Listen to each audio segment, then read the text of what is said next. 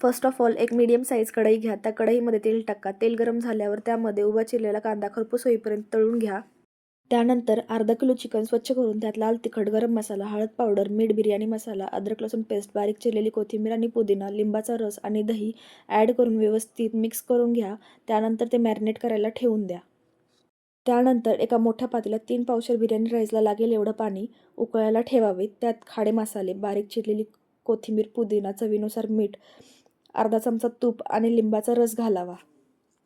पाण्याला उकळी आली की त्यात तांदूळ घालावे. तांदूळ शिजतात तोपर्यंत एका कुकरमध्ये मॅरिनेट केलेल्या चिकनला फोडणी देऊन शिजवून घेऊ.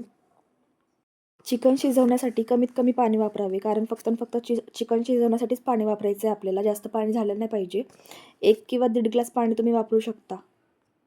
त्यानंतर बिर्याणी सेट करूयात. त्यासाठी 90% तांदूळ शिजवून घ्यायचा. एका मोठ्या पातेल्यात बिर्याणी राईस, त्यानंतर तळलेला कांदा, कोथिंबीर, पुदिना, त्यावर चिकन असं थरावर थर रचून शेवटी त्यावर चिकनचा थोडासा उरलेला रस्सा, फूड कलर, तळलेला कांदा, कोथिंबीर, पुदिना घालून बिर्याणीला स्मोक दम देऊन त्याला पिठाने पॅक करून तव्यावर मंद आचेवर दम देण्यासाठी ठेवूयात. मग काय, रेडी आहे आमच्या सोयराची स्पेशल दम बिर्याणी.